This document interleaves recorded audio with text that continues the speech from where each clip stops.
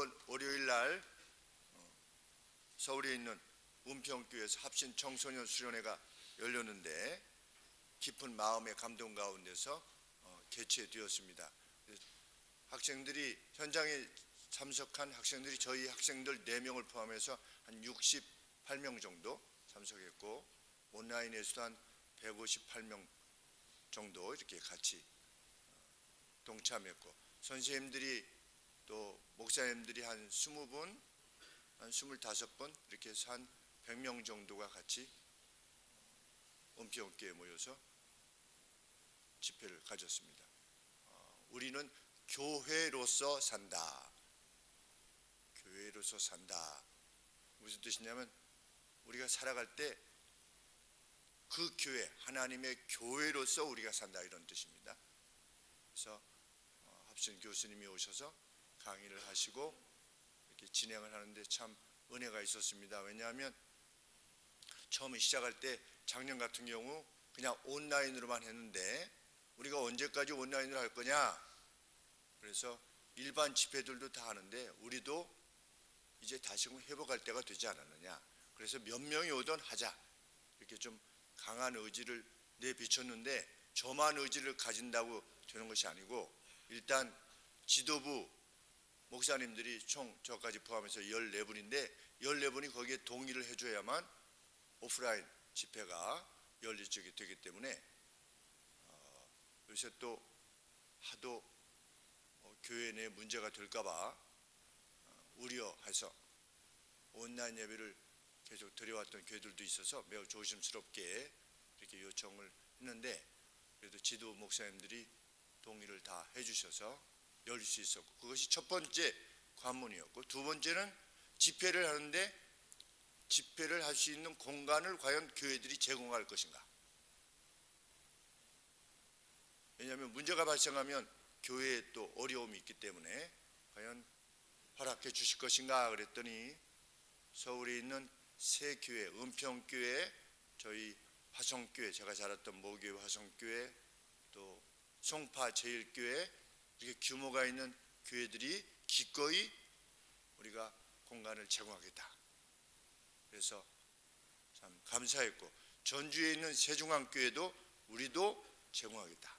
부산의 호산나 교회 한 2만 명 모이는 호산나 교회도 기꺼이 제공하겠다. 그래서 총 5교회에서 모임을 하는 것을 허락해 주셔서 그 당회들에게 또 교회에 깊은 감사를 드렸었습니다.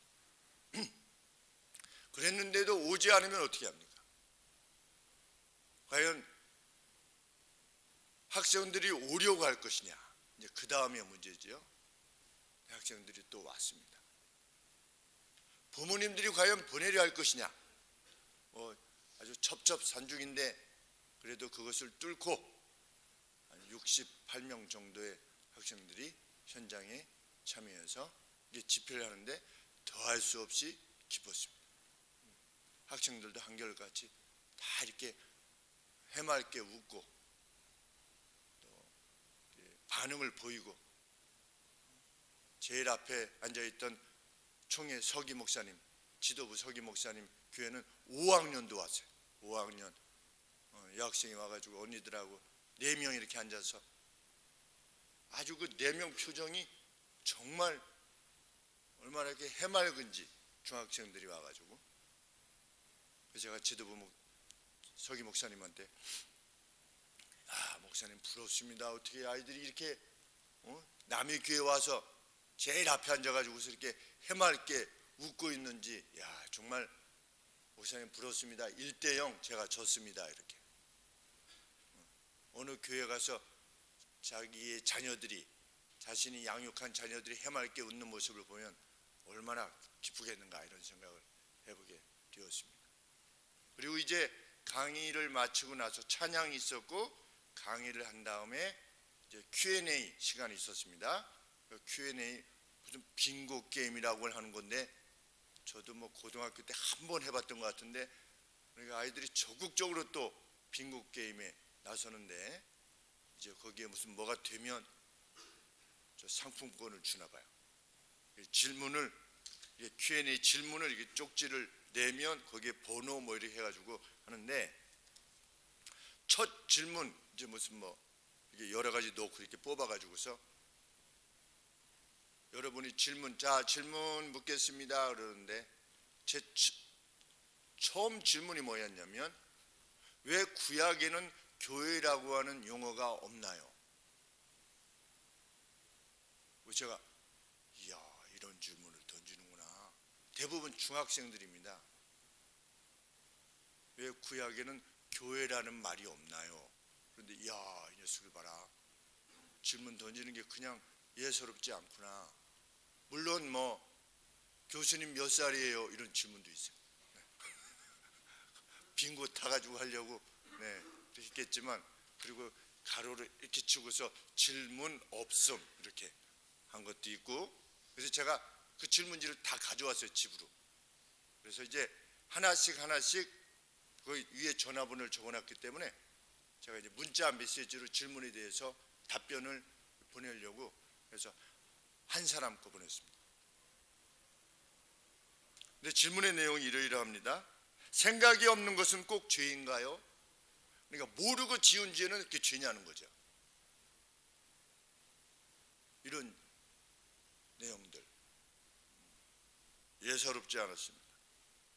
하나님은 혼자 사는 것을 보시기에 좋지 않았다고 그랬는데 왜 그렇습니까? 이런 질문들.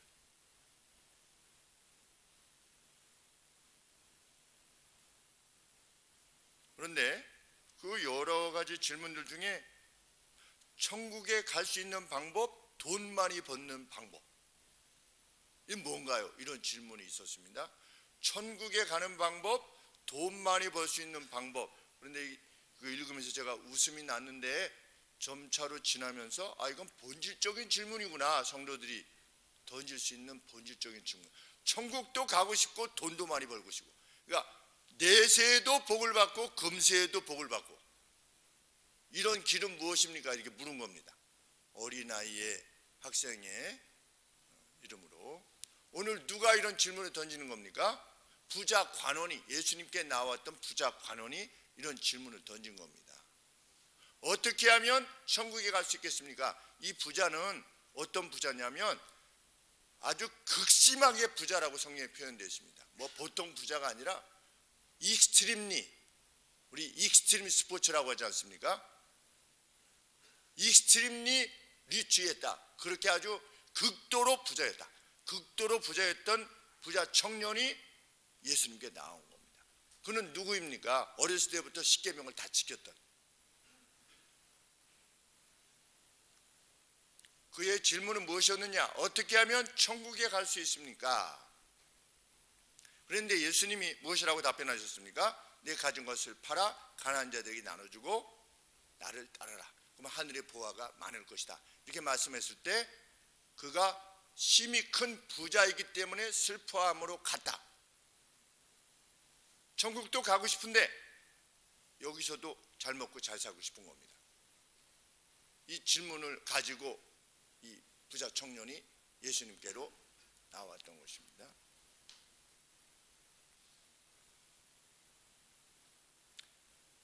그 부자 청년이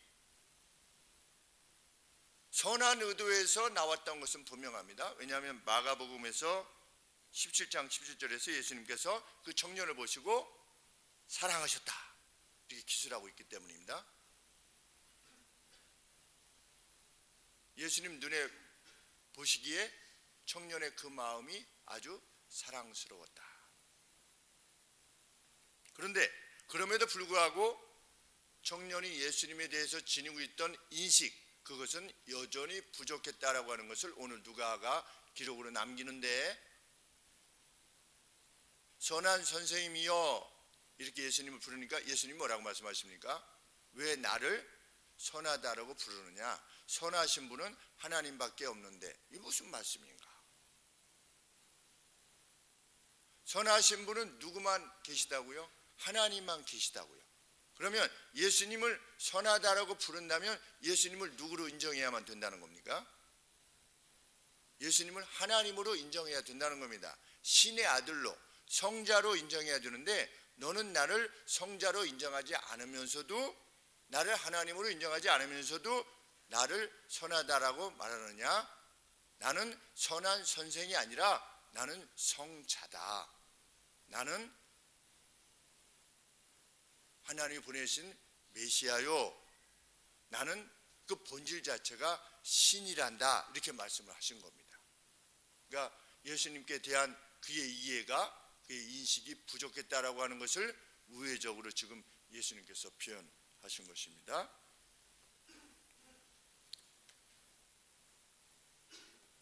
이 청년 관리에게 예수님이 뭐라고 말씀하셨습니까? 내 모든 소유를 팔아 가난한 자들에게 주라.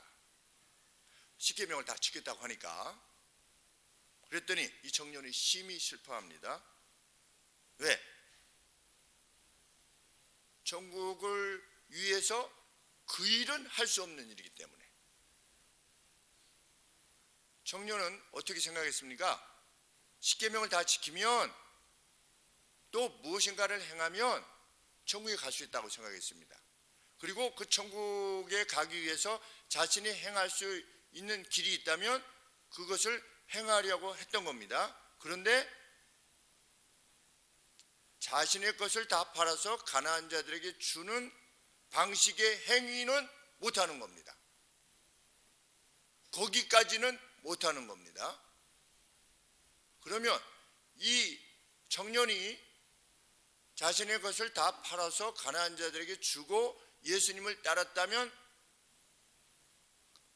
십계명을 지키고 자신의 것을 다 팔아서 가난한 자들에게 주었기 때문에 천국에 가는 겁니까? 예수님이 말씀하시려고 하는 바는 무엇입니까? 행위로서는 천국에 갈 수 없다는 것을 말씀하시기 위해서 지금 그렇게 말씀하신 겁니다. 네가 팔아서 가난한 자들에게 나눠주면 천국에 갈 수 있다, 이렇게 말씀하신 게 아니고, 행위로서는 천국에 갈 수 없다는 것을 말씀하시기 위해서 내 가난한 것을 다 가난한 자들에게 팔아서 나눠줘라, 이렇게 말씀하신 겁니다.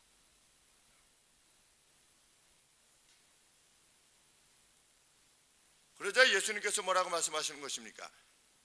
약대가 바늘기로 통과하는 것이 부자가 하나님의 나라에 들어가는 것보다 쉽다, 이렇게 말씀하십니다.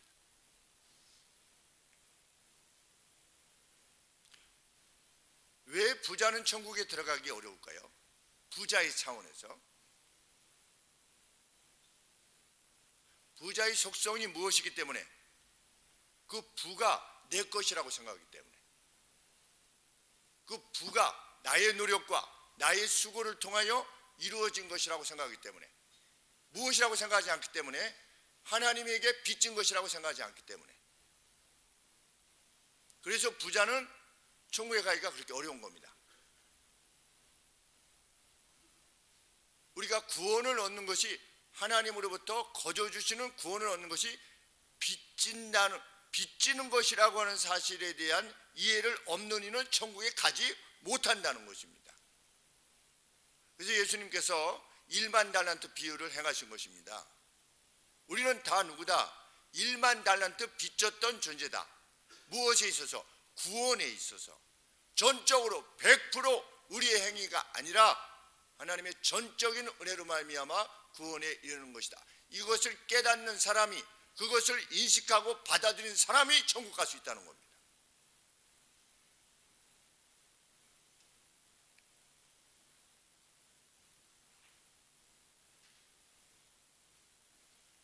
부자 관원의 경우에서처럼 십계명을 다 지켜도 천국에 못 가는 겁니다. 누구도 자신의 행위로 구원을 얻을 수 없기 때문에 우리는 이것을 확신해야만 됩니다. 우리는 빚진 자다. 나의 존재 자체를 빚진 자다. 그것을 인식하는 사람이 참 지혜자입니다. 그리고 천국 백성입니다. 그 인식은 모든 것을 가능하게 합니다. 모든 너그러움과 용서, 베품, 이것을 가능하게 하는 것입니다. 선을 가능하게 하는 것이고 겸비함을 가능하게 하는 것입니다. 하나님은 그러한 천국 백성이 되기를 원하는 것입니다. 그래서 천국 백성은 화를 좀처럼 내지 않는 겁니다. 뭐 존재를 빚진 자가 뭐 내가 잘났다고 화를 내는 것입니까? 그리고 누구의 좀 그 어리숙해 보임을 비아냥거리지 않는 겁니다. 그 누구의 어떠함을, 요새 뭐 점 얘기가 많이 나오잖아요. 점. 네? 이쪽도 점, 저쪽 점.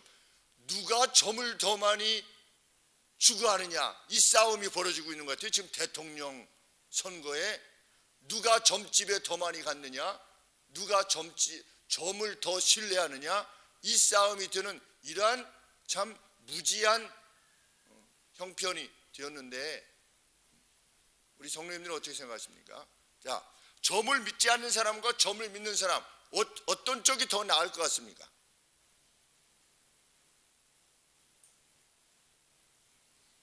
점을 믿는 사람과 점을 믿지 않는 사람, 점 같은 건 없어 이런 사람하고, 그래도 점이 내가 어떻게 될지 잘 몰라 하고 하는 사람하고 어느 쪽이 더 나을 것 같습니까?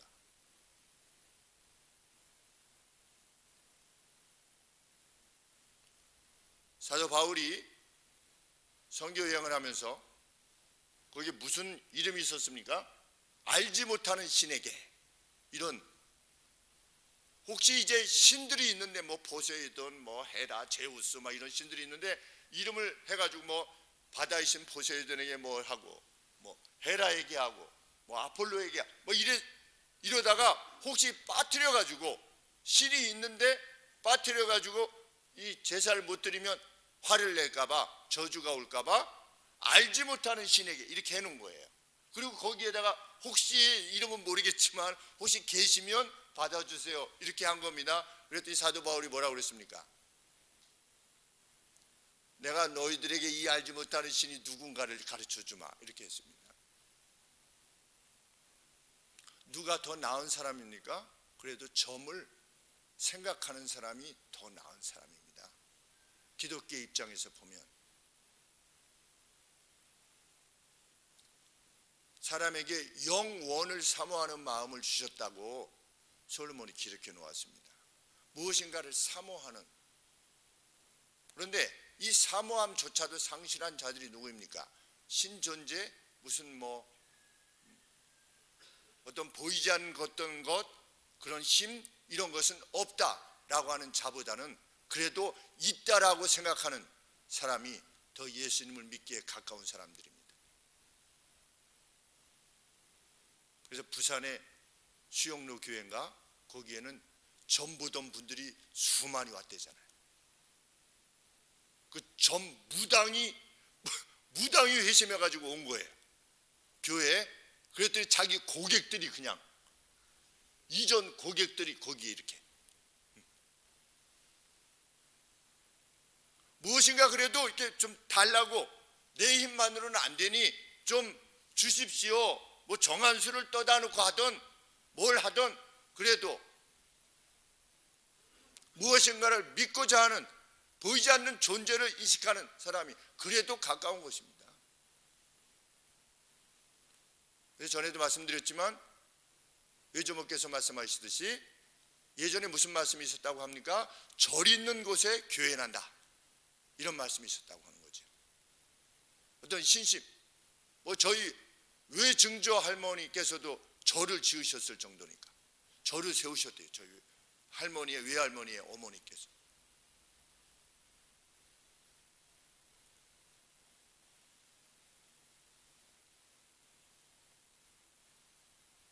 부자가 하나님 나라에 들어가는 것은 낙타가 바늘귀로 불가능하다는 이야기죠. 여기서 말하는 부자는 꼭 이 돈이 많은 부자라고 하는 것을 말하기보다 돈이 많음으로 인해서 마음이 부자가 된 사람들이지요. 그랬더니 제자들이 무엇이라고 절망합니까? 이 관원조차도 못 들어간다면 누가 들어가겠습니까? 이렇게 말한 것입니다. 그런 것을 보면 이 젊은 관원에 대해서 이미 알고 있었던 것 같습니다. 그의 명성이, 그 행위에 대한 명성이, 아, 그 사람은 어렸을 때부터 이랬었는데, 야, 돈이 많으면서도 불구하고 십계명을 이렇게 지키려고 그렇게 애를 썼던, 그것이 다 알려졌던 인물인 것 같습니다. 제자들이 물은 겁니다. 도대체 누가 천국에 갈 수 있다는 말입니까? 이런 사람도 못 간다면. 그랬더니 예수님이 정작 하시고자 하신 말씀을 하신 것이죠. 사람과 함께라면 불가능한 것이 하나님과 함께라면 가능하다, 이렇게 말씀하신 겁니다. 무엇이? 구원이 누구로서 불가능하다? 인간 스스로에 의해서 인간들끼리 불가능하다는 겁니다. With people. 이게 뭐라고 되어 있는가?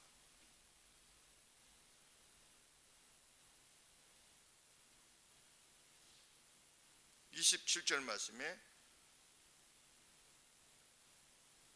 with man 그랬습니다. with man.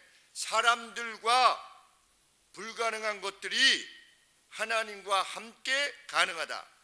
possible with God 그랬습니다.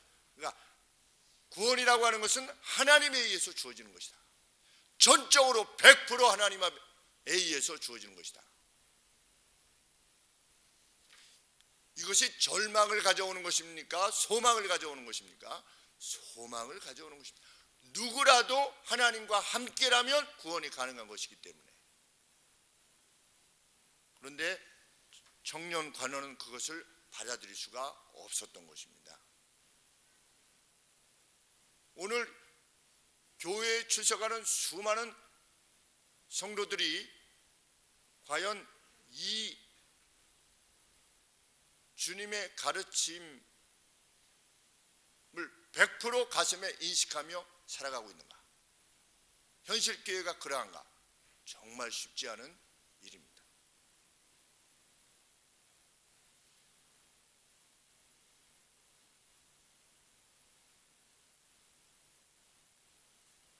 한 목사님이 사임을 발표하셨습니다. 목사님은 지금 58세신가 9세시니까 청병을 발행할 수가 없습니다. 이제는 그 나이가, 왜냐하면 청병은 40대 중후반에서 이루어지기 때문에. 그리고 개척하기도 어렵습니다. 근데 사임을 발표하셨습니다. 왜 사임을 발표하셨을까요?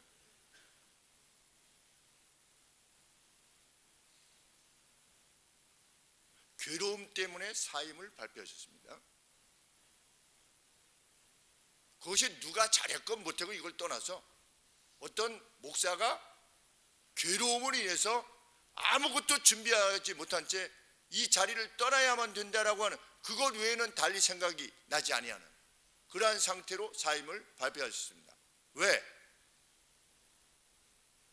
제가 목사의 표를 든다 뭐 이런 차원이 아니고, 교회라고 하는 것은 어떤 것입니까? 사랑은 허다한 허물을 오버컴한다, 극복한다. 하나님은 왜 교회를 세우셨는가? 서로의 죄들을 법정적으로 용서하시고 그 법정적으로 전적인 주님의 은혜로 구원을 받았다라고 하는 것을 마음에 정말 인식한 사람들이 여전히 남아있는 죄의 오염들에 대해서조차도 그것을 함께 극복하기 위해서, 오버컴하게 하기 위해서 교회를 세우신 겁니다. 그런데 현실 교회는 어떠합니까? 조금만 뭐 하면 불편해하고 힘들어하고. 불편하고 힘들어한다는 것은 무엇을 100% 인정하지 않는다는 겁니까? 나의 구원이 전적으로 하나님의 은혜에 의해서 이루어졌다는 것을 인정하지 않는 결과인 것입니다. 열매이고. 오늘날 우리들의 교회들이 과연 어떠한가 생각해 볼 때 정말 안타까움 이루 말할 수가 없는 것입니다.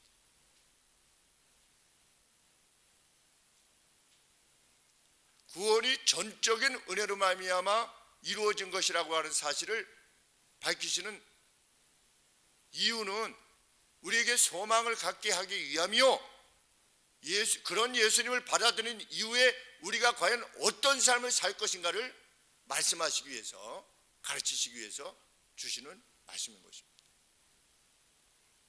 존재를 빚진 자, 무에서 유라고 하는 우리의 존재를 비친 자, 100% 비친 자가 무엇을 달리 뭐 틀렸느니 맞았느니 뭐 연약하니 많이 어리숙하니 아니 뭐 약속을 지키니 안 지키니 그거 불가하다는 것이죠.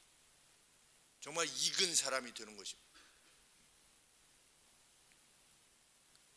1만 달란트 탕감받고 돌아가다가 달란트 하나가 한 35kg인가 36kg인가 된다고 하지 않습니까? 금.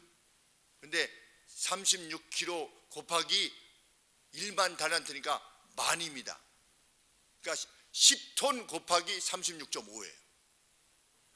어떻게 되는 것입니까? 한 10톤 36, 한 300몇 톤, 360톤 정도 되겠죠.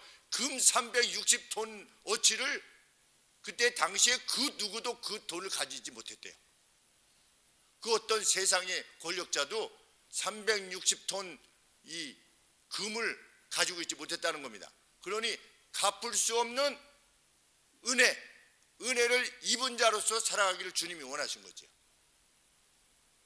그런데 부자 간호는 내가 무엇을 해가지고 천국을 이루는 것으로 본인이 생각한 겁니다. 그러면 그 부자 청년은 살아갈 때 일반 사람들과 다를 바가 없이 살아가게 되는 겁니다. 99%는 하나님이 이루셨지만 1%는 내가 채우는 거다 라는 식으로 생각을 해도 마찬가지입니다. 그 1%의 예외가 나를 결정하기 때문에 우리 법이라고 하는 것이 그렇지 않습니까? 이러이러한 경우에는 이러하다. 1%라도 나는 뭐 헌신했네, 나는 죄를 범치 않았네, 나는 저 세리와 같지 아니하네, 이러면 끝장인 것입니다. 그는 천국에 없을 수 있는 겁니다. 왜? 전적인 주의 은혜를 믿지 않는 이기 때문에. 그 면이 사실은 매우 심각하게 우리가 인식해야만 되는 점이 확실합니다.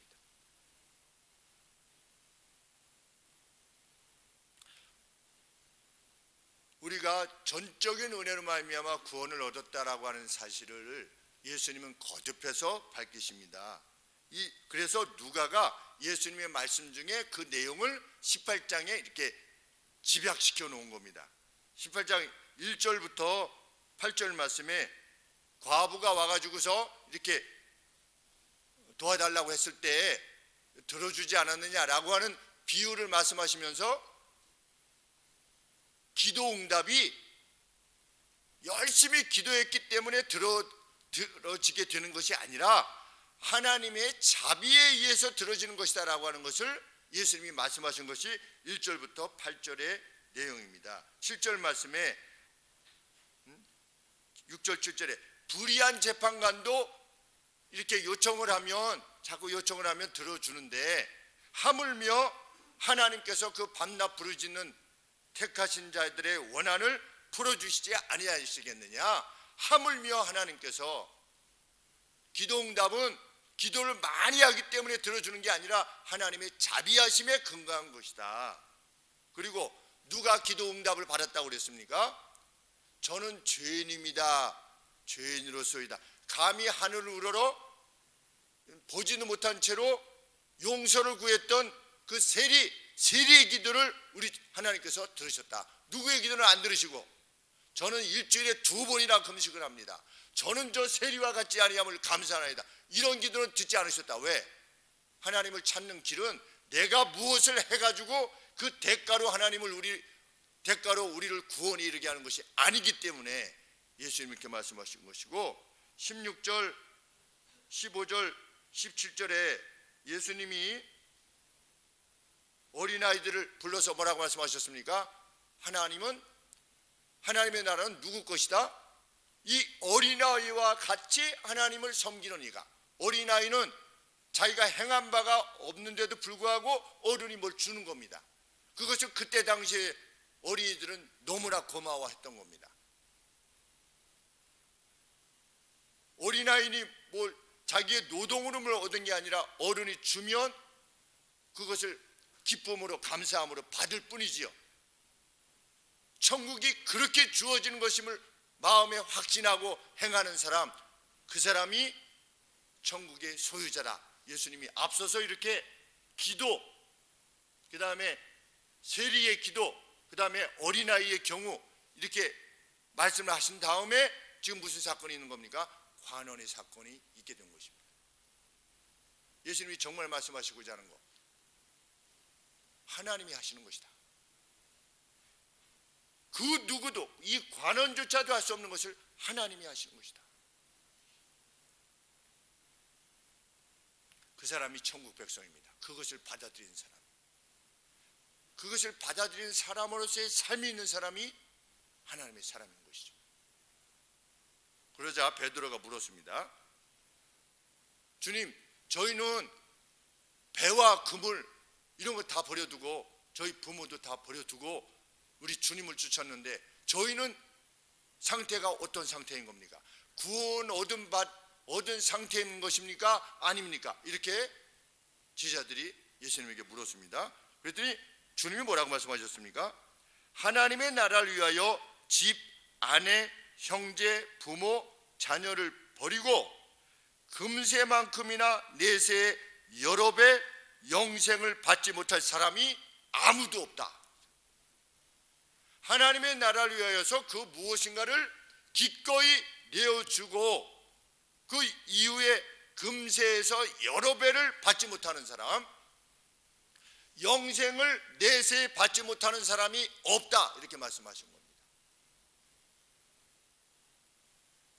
구원이 하나님의 전적인 은혜에 의한 것임에도 그것을 분명히 하시면서도 무엇을 말씀하시는 겁니까? 그 하나님의 나라를 위해서 결단을 내렸던 제자들에게 금세의 여러 배와 내세의 영생을 약속하신 겁니다. 베드로가 배와 그물을 버려두고 예수님을 쫓았기 때문에 천국에 갈 수 있는 겁니까? 아닌 겁니다. 하나님이 예수 그리스도의 보혈의 피로 그들을 구속하셨기 때문에 구원을 얻게 되는 것입니다. 구원은 분명 하나님의 전적인 은혜입니다. 누구에게도, 베드로에게도. 베드로조차도 행위로 구원을 얻은 것이 아니라는 것이지요. 그럼에도 불구하고 그 하나님의 나라를 위하여 자기가 가장 소중히 여기는 것들을 기꺼이 내어놓을 수 있는 그러한 삶을 살았던 사람은 어디에서도 금세에서도 여러 배를 받게 하실 것이다. 하나님의 약속입니다. 예수님 믿는 사람은 세상에서 고생만 해야 된다? 그 성경적 가르침이 아닙니다. 그 구약을 다 파기해야죠.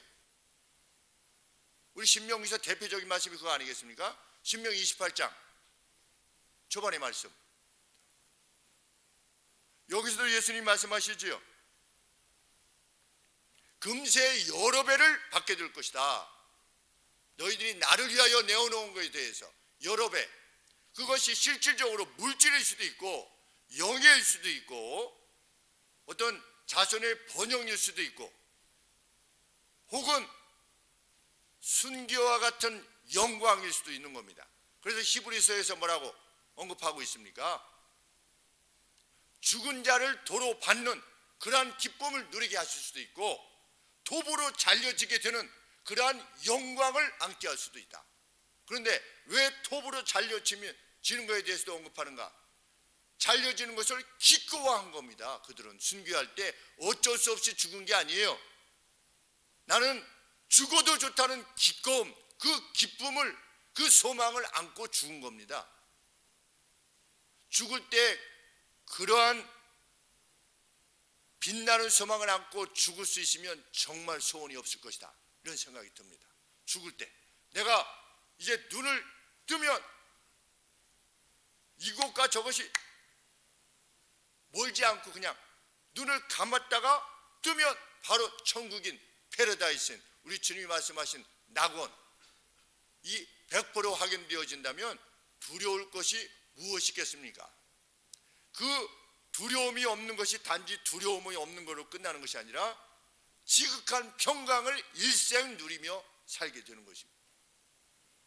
그것이 실질적인 유익이 되는지 아니면 순교라고 하는 더 큰 영광이 되게 하실지 그것은 하나님의 뜻에 맡기는 거지.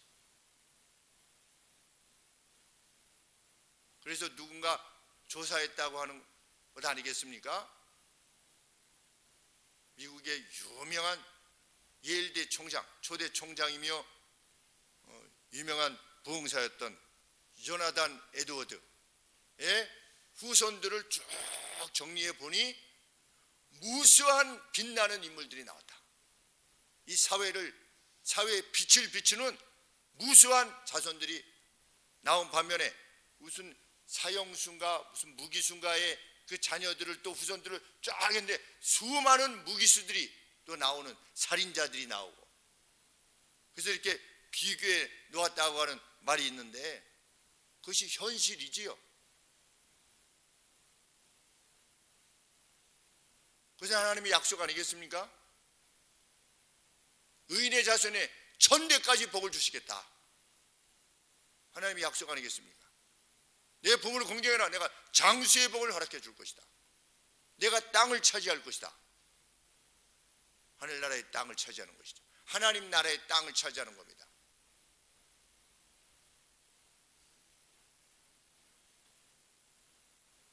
제자들은 그들의 배와 그들의 그물이 결코 줄 수 없었던 확신과 기쁨 가운데 살았던 겁니다. 성령 강림 이후에.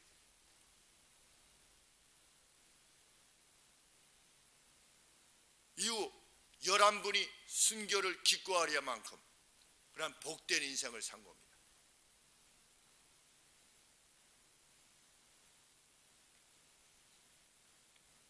프로 바둑 구단인 조혜연 성도, 수원에 있는 우리 김성수 교수님이 개척하신 우만교회라고 하는 교회가 있는데 그 교회 성도님이셨는데 지금은 다른 교회를 섬기신다는 말씀을 들었습니다. 아마 이사 때문에 그런지 무엇 때문인지.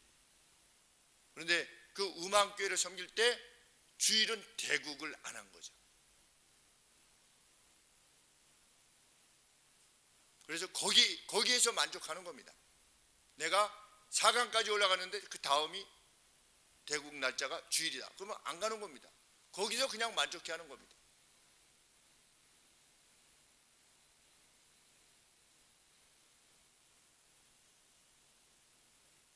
주일을 그렇게 지켰기 때문에 천국을 소유하게 되는 거냐? 아니죠. 그렇게 했기 때문이 아니라 존재 자체를 빚진 자, 구원의 은혜를 입은 자로서 그렇게 사는 겁니다. 기꺼이 그 삶을 사는 겁니다. 왜 요새는 이렇게 신문 같은데 왜 중교승이 올랐습니다, 뭐였습니다, 왜 이게 없는가 했더니 2013년에 기단을 떠났어요. 네, 그만둔 겁니다.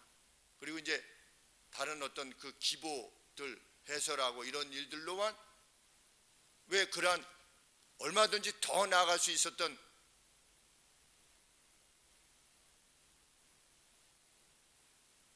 분이었는데 왜 그런 결정을 내는지는 알 수 없습니다.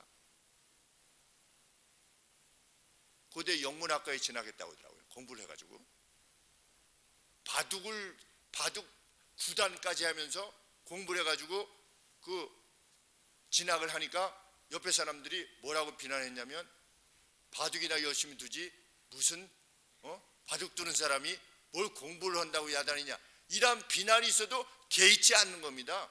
그냥 하나님이 내게 주신 바둑이라고 하는 그 달란트, 그것을 행하되 그것이 자신의 전부일 수 없는 거죠.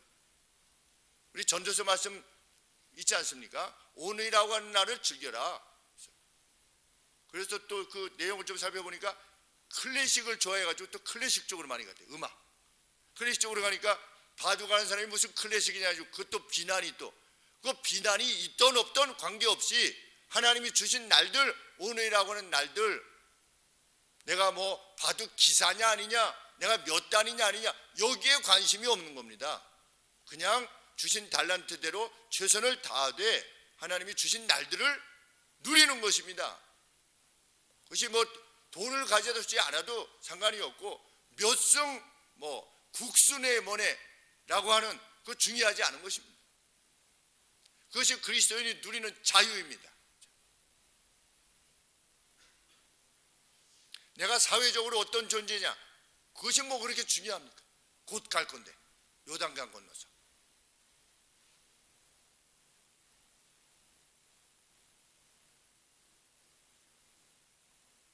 하나님을 중심에 모심에 주저함이 없는 모습, 빛나는 모습이지.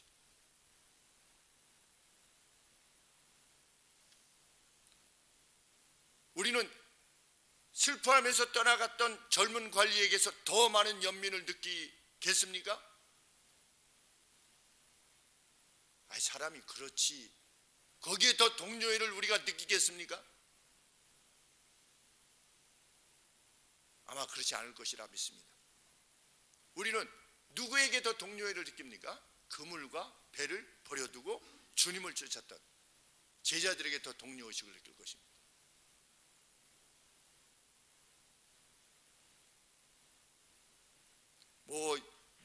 누구 여사의 무슨 녹취록이 7시간 이렇게 해가지고서 나왔느니 뭐니 사회에서 말이 많지요. 근데 사람들이 그 여성분을 좋아하는 신드롬이 일어났다고 하지 않습니까? 왜?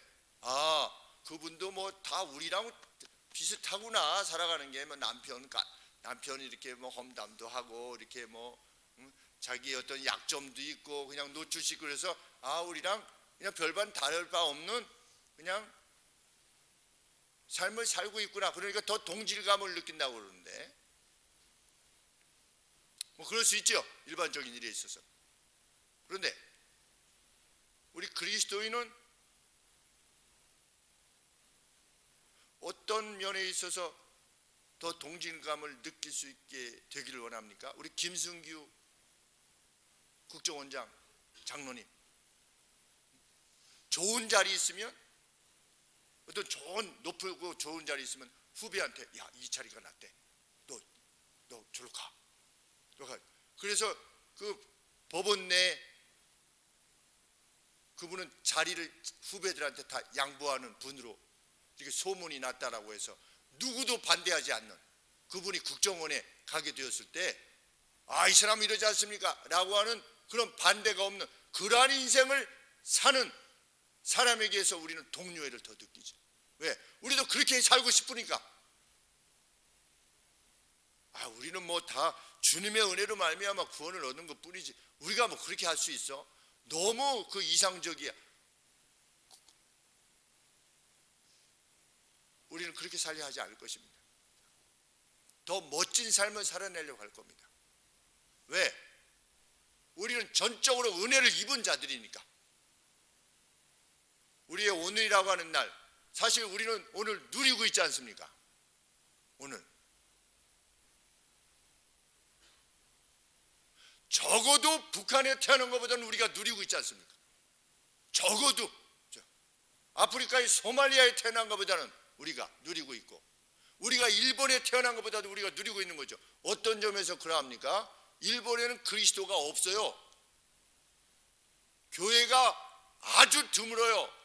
사회적으로 예수님을 그들의 주로 받아들인 사람이 아주 소수예요. 만일 우리도 거기 태어났다면 우리도 어떤 인생을 살지 몰라요. 그런데 하나님이 우리로 하여금 오늘 한국에 태어나게 하신 겁니다. 한국에. 놀라운 일이 아니겠습니까? 우리 아시아를 생각해 보시면 아시아에 하나님을 섬기는 나라가 어떤 나라가 있습니까? 우리처럼 복음이 가는 곳마다 교회가 있는,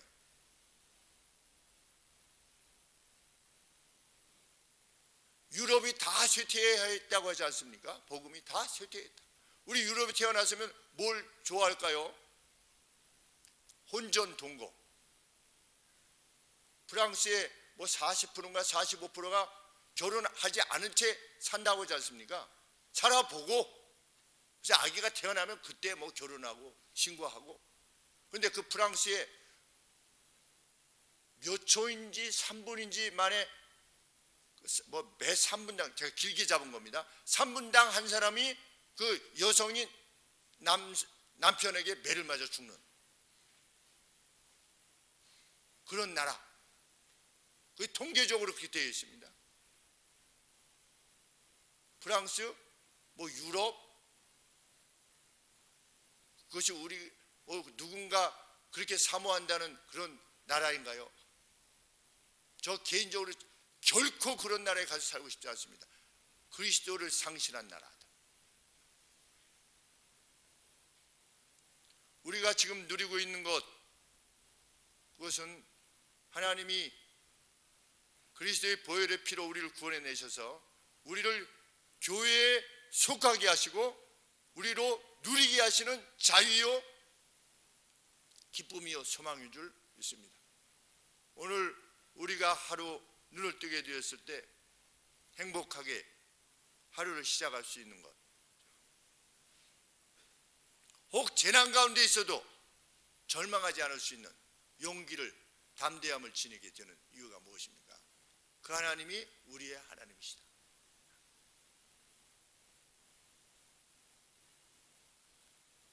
사람으로는 할 수 없으나 하나님으로는 하실 수 있느니라